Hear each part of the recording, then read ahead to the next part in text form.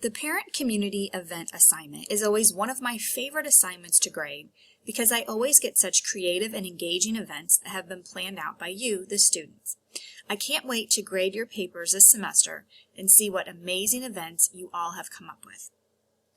Chapter 13 discusses working with families, volunteers, and the community. For this assignment, you will plan a fictional event for your early childhood program that involves your families and organizations in the community. This assignment does not require you to implement this event, as it is a fictional parent community event, so the sky's the limit with your budget and ideas, but I would recommend keeping it reasonable so that you could potentially implement it in your program one day. I have had students use actual events they've previously planned for their early childhood programs for this assignment, and you are welcome to do that if you would like. I have also had students actually go on and plan the parent community events that they did for this class. I think that it is so exciting for the students to be able to see this event out from beginning to end in a real life scenario. Let's look at the guidelines that you will need to include in the paper so that I am able to visualize this amazing event and so that you have thought through all of the logistics of the event. Again, the criteria for this assignment can be located in your syllabus. You will be reflecting on each of these bulleted points. First, what is the focus of your event and why did you choose this focus? Next, where will you hold this event and what time of the year? Moving on, approximately how many people would this event accommodate? Since this is a parent community event, it is important that you find a way to involve both parents and the community. So in the next two bulleted points, I want you to reflect on just that. First, you will discuss how you will involve families in your program in the event, and then second, you will discuss how you would involve the community in the event. Just a couple examples to get you thinking about involving the community. I've had students host reading events, and so to get the community involved, they invited the local library or a bookstore to the event to do certain things, such as read a story or even have a small book fair set up.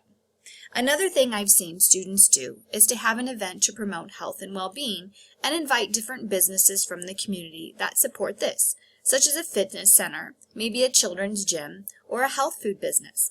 There are many ways that we can involve our communities in our program.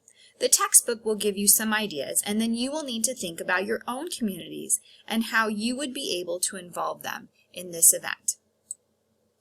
Moving on, you will want to involve the staff in your event, so discuss how the staff would be involved in the event.